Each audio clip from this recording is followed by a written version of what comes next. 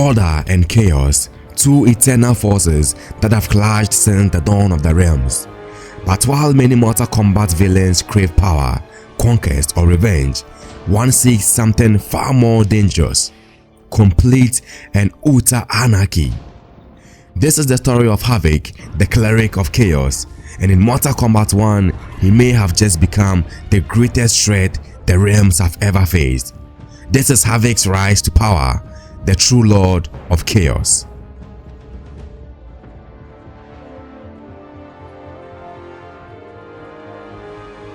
Havik first appeared in Mortal Kombat Deception 2004, a game that introduced players to Chaosrealm, a dimension built on disorder, unpredictability, and rejection of logic.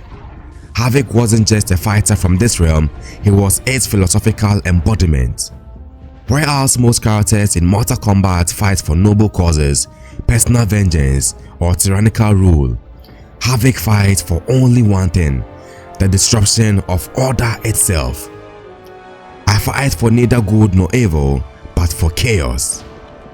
In Deception, Havik wandered between realms, stirring conflict wherever he could, even reviving the villainous Dragon King Onaga just to keep things unstable.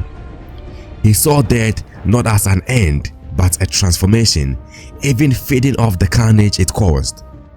His powers were cross-sticked, dislocating his own limbs to attack, snapping his neck mid-battle, then twisting it back with a grin.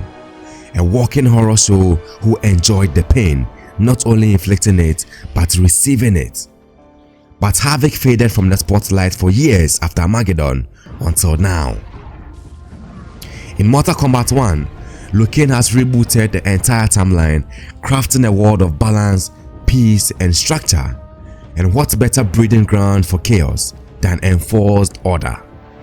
Here, Havik returns with a new face, new plan, and more disturbing ambition than ever. Originally the Prime Minister of Seido, the realm of order, Havik was once an idealistic reformer who believed in changing the system for the better. But when he was mutilated and cast out for treason, something inside him snapped, literally and metaphorically. Now he believes true freedom can only exist through chaos, not rebellion, not protest, but absolute destruction of every system, every structure, every law that binds society. He is no longer just chaos cleric, he is a revolutionary, spreading his message with blood. In Mortal Kombat 1 story mode, Havik is far more cunning.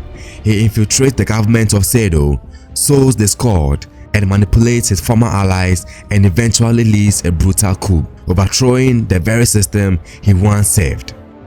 His rise is grotesque, but chillingly logical. Chaos doesn't come from outside, it's born from within when order becomes too rigid. And Havik, he is the spark. Unlike other villains like Shao Kahn, who wants to rule, or Quan Chi, who wants to dominate souls, Havik doesn't want control. He wants to liberate reality from control itself. He views emotions like fear, pain, and madness as truth, while law, morality, and peace are lies imposed by cowards.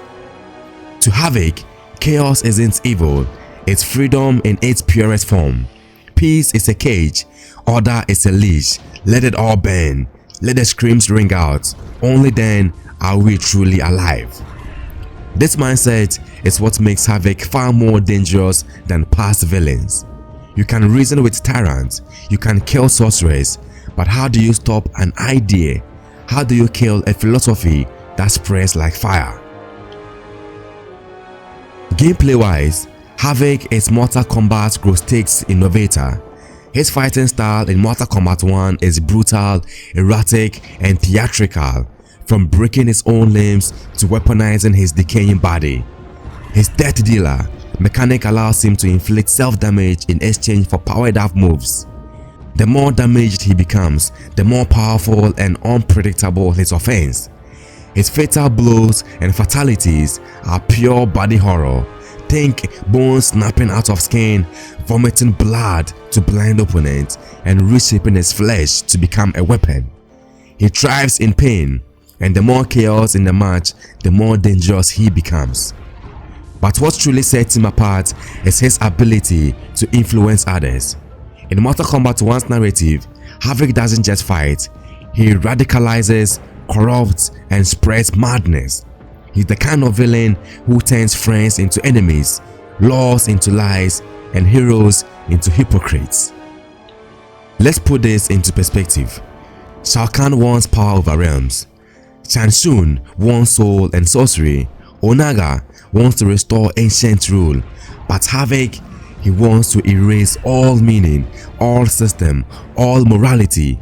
He wants the realms to cannibalize each other in glorious entropy. And now, in Liu Kang's freshly structured timeline, where everything has a purpose and place, Havik might just be the perfect counterforce. A villain who can unravel Liu Kang's peace from within, not with strength, but with philosophy. What if Havik's chaos becomes infectious? What if heroes begin to see truth in his madness? After all, Liu Kang's peace has already started to crack, with multiple realms questioning his authority, timelines bleeding together, and the gods growing weary. In that kind of world, Havik doesn't need to win the war, he just needs to light the match. Havik is more than a Mortal Kombat villain. He is the embodiment of the franchise's darkest question. What if there is no order? What if chaos is the point? And if he continues his rise, no one, not Liu Kang, not Earthrealm, not the Elder Gods will be safe. Like, subscribe, and comment. Do you think Havik is the most dangerous MK villain ever? See you in the next video. Bye bye for now.